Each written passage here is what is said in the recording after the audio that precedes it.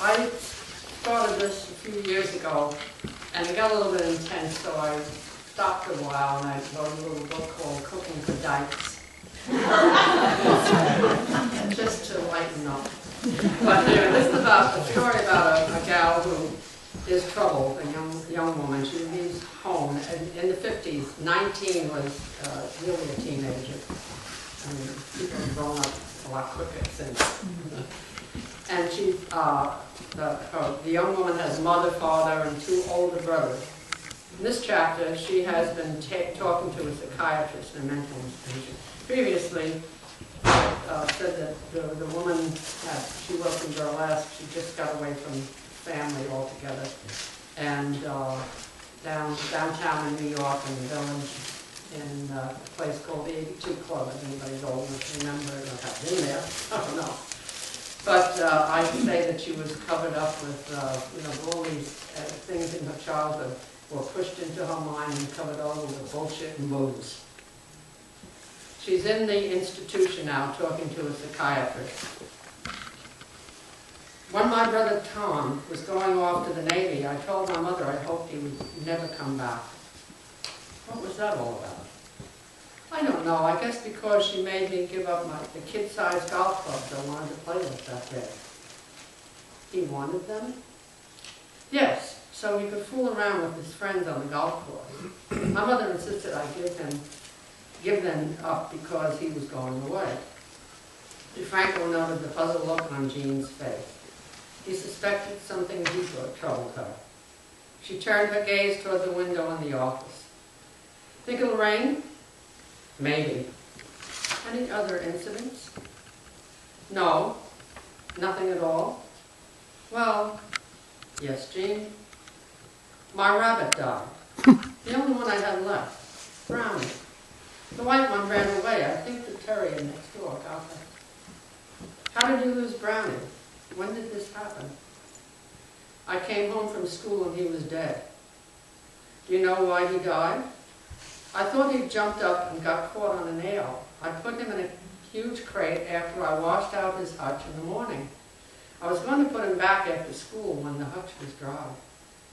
She recalled the feeling she had when she saw the limp body, how she punished herself over and over. I was going to put him back. I really was. Back in the hutch, where he was safe.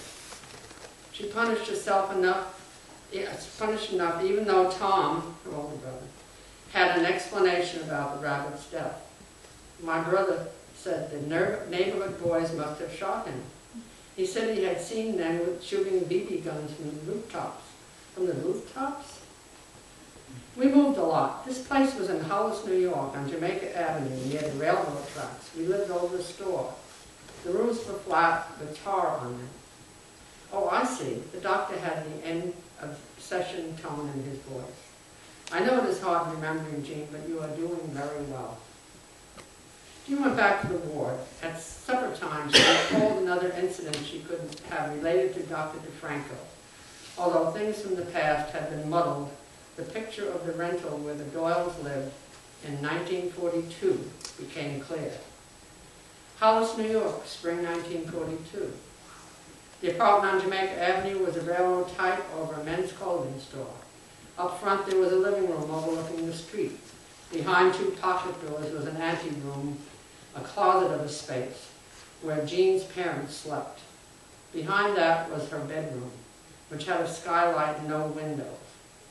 In the back was an eat-in kitchen. Through the window, wash could be attached to a line that hung over Tom Sr.'s victory garden and Jean's rabbit hutch.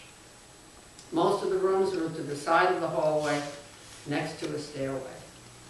Behind the hallway was the master bedroom with which the Doyle boys occupied.